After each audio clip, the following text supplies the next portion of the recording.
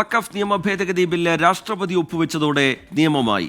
Bill നിയമമായതോടെ മുസ്ലിം league ഉൾപ്പെടെയുള്ള പ്രതിപക്ഷ പാർട്ടികൾ ഇതിനെതിരെ സുപ്രീം കോടതിയെ സമീപിക്കും. ലോക്സഭയിലെയും ഒപ്പം പിന്നാലെ രാജ്യസഭയിലെയും ഒക്കെ ഉണ്ടായ വലിയ പ്രതിഷേധത്തിന് പിന്നാലെ ഇപ്പോൾ വഖഫ് നിയമ ഭേദഗതി ബില്ലിന് രാഷ്ട്രപതിയുടെ അംഗീകാരം ലഭിച്ചിരിക്കുന്നു. ബില്ലിൽ രാഷ്ട്രപതി ഒപ്പുവെച്ചതോടുകൂടി ബില്ല് നിയമമായി മാറി. ഇനി ഇത് എന്ന് മുതൽ ഈ നിയമം പ്രാബല്യത്തിൽ വരുമെന്നുള്ള കാര്യം പിന്നീട് വിജ്ഞാപനത്തിലൂടെ ആയിരിക്കും അറിയിക്കുക. എന്താണെങ്കിലും ഈ ബില്ല് നിയമമായി മാറുന്നതോടെ വലിയ പ്രതിഷേധങ്ങളിലേക്ക് പോവുക തന്നെയാണ് പ്രതിപക്ഷ പാർട്ടികൾ. കഴിഞ്ഞ ദിവസമാണ് പാർലമെന്റ് ബില്ല് പാസാക്കിയത്. വഖഫ് ഭേദഗതി ബില്ലിൽ നിയമമായതോടെ മുസ്ലിം ലീഗ് ഉൾപ്പെടെയുള്ള പ്രതിപക്ഷ പാർട്ടികളാണ് ഇതിനെതിരെ സുപ്രീം കോടതിയെ സമീപിക്കുമെന്ന് അറിയിച്ചിരിക്കുന്നത്. ഒപ്പം തന്നെ ഇതിനോടകം കോൺഗ്രസ് എംപിമാരടക്കം സുപ്രീം കോടതിയെ സമീപിക്കുകയും ഹർജികൾ നൽകുകയും ചെയ്തിട്ടുണ്ട്.